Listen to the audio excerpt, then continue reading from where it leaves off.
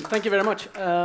In the winter of 2012, I had the pleasure of working in a think tank project that brought together people from all kinds of different backgrounds to work on one specific issue in society. And at that point, it was sustainability in the Dutch food chain. I mean, they brought together people from all kinds of different backgrounds. They brought in a medical doctor, a psychologist, people from technical background.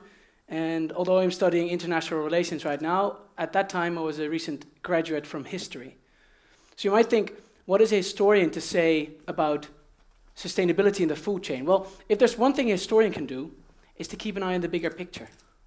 And the big picture in this case is, well, the biggest picture there is, basically. It's the fact that we number 7 billion people on this tiny planet right now, and this number will rise to 9 billion in 2050. And the disturbing fact is that using today's technology and natural resources, we do not possess the means to feed 9 billion mouths. And even 2 weeks ago, the UN actually published a report that said we have to boost food production to 60% if we want to prevent mass unrest. And these numbers are startling. If you look at greenhouse gas emissions, global total food production consists of 30% of the 30% of the global total greenhouse gas emissions come from food production, and 40% of land use. So the Earth is basically, it's a big farm. And it's even more disturbing if you look at meat and dairy production, which constitutes 20% of greenhouse gas emissions and 40% of land use. And this is especially relevant considering the fact that emerging economies like China and India are increasingly adopting a Western diet and drinking more milk and eating more meat. So what we did with this think tank was basically focus on the poultry section. So we focused on chicken, because chicken is very difficult, because chicken, there's lots of criteria to take into account. You have to first look at land use, water use, and greenhouse gas emissions, but also take into account animal welfare. So we asked hundreds of different people in the food chain, from the agricultural sector, to traders, to manufacturers, to the people in the retail sector, to consumers. Who do you think needs to take the first step in the path to a totally sustainable food chain? And I'd like to ask you the same question. Who do you think has to take the first step? In the audience, who thinks farmers should take the investment, to take the first step? You see, very few hands. Who thinks it should be manufacturers, so the industry that puts together food? Few more hands. Who think it should be the supermarket? Okay. Who thinks it should be the consumer who makes the choice? And a lot of people think it's the consumer. Well, we asked the same question to hundreds of different people, stakeholders in the food chain, and the answer was, well, it was quite surprising. It was actually the other guy. 77% of all the people said, it's not me, it's the other one. People in the retail sector said, no, it's the farmers. They have to make the investments in order to make poultry production more sustainable. People in the universities, they said, no, it has to be the government who makes standards. So who has to take this next step? This, of course, reflects the shelf in the supermarket.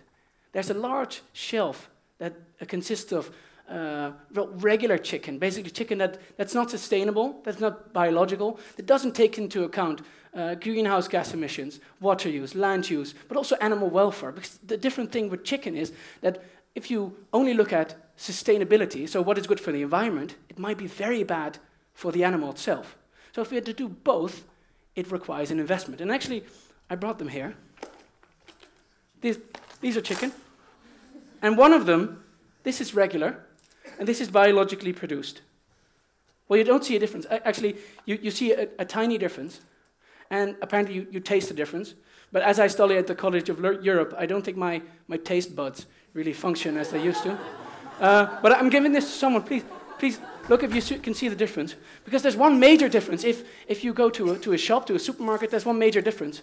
And that's they market products differently. So they market these sustainable and biological products with a label. So you might know this from your own supermarket. They have products with a green star and a green label. It says better for the animal, better for nature, save the planet. So there are different labels. And the most important thing is the price difference. And that is something the consumer sees. Because regular chicken, that's basically bad for the animal and bad for the environment, is only €8 per kilo. while the sustainably produced product is 11, almost 11 per kilo, and the biologically produced is almost 25 euros per kilo. And the main problem is there's a small minority of the consumers that actually knows and actually cares. Some of them also have taken the next step and have become vegetarians. And we should applaud these choices, because it's very good to have this small minority that actually knows and cares and is willing to make the extra cost.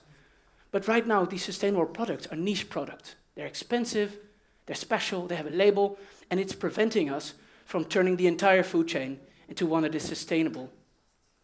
So we started to think about this, because the main reason for this is the fact that the food chain is segregated. So as you see here, there's a small difference in the initial investment. So the farmer makes a small investment.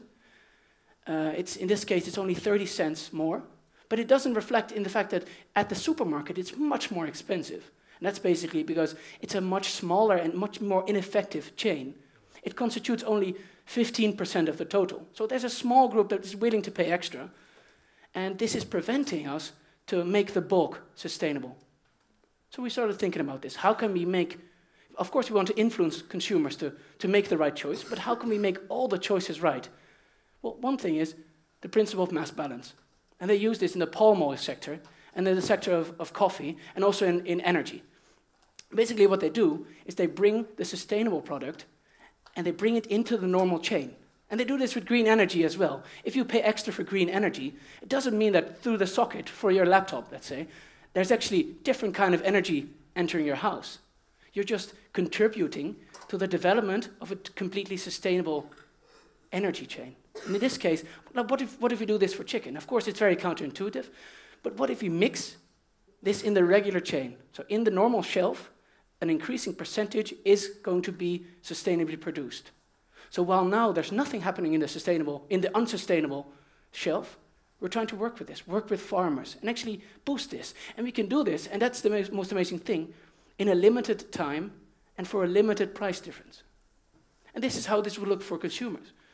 As I showed you before, we have these niche products with labels, with certifications. But in addition to this, we have the regular shelf, and we basically say we're working with farmers in order to create a food chain that's completely sustainable. So in the beginning, it's almost 8 euros. For a small price difference, we go up to 10% sustainable, and then 20% of all the poultry farms sustainable for, again, a small price difference that doesn't scare away the consumers that either don't know or don't care. Then we go up to 50%, and in a limited amount of time, we can go to an offer of products that's completely 100% sustainable and takes into account animal welfare for a limited amount of extra price. Of course, how does it look in the end? Well, there's 3 things you have to take into account, because, of course, it's very counterintuitive. Again, there's a minority, sadly it's a minority, that wants to pay extra for a product that they know is good. And we should applaud this, because this basically want 100% of the consumers to share this thought. But is it realistic? For this reason, for those consumers, we have to keep offering the sustainable product that's more expensive. And we have to keep working on biological products. We cannot take this away. But there's 3 things we have to take into account. One is we have to communicate this well to consumers. We have to communicate the percentage that is sustainably produced, and we have to communicate that we're working with farmers. This is very important. So we will not abandon the side of convincing consumers to make the right choice. And secondly, it is very important to make standards and to set targets and to use basically all stakeholders. Because if 77% of all stakeholders says it's the other guy, nothing is going to happen. We have to mobilize all the stakeholders to set targets. We want to go to 30% in 2012. In 2015, we want to go to 70% in 2016. We're going to go to the 100% in 2020. Together we can make this effort. Of course, it's very counterintuitive, because what we want is to make everyone the right choice. 30 seconds. But the problem is, in 2050 we will have 9 billion people. If we want to feed 9 billion mouths, we have to rely on the fact that not everyone makes the right choice, but we have to be sure that people have the choice of the right product. So we're not focusing on making the right choice, but having the right products. Thank you very much.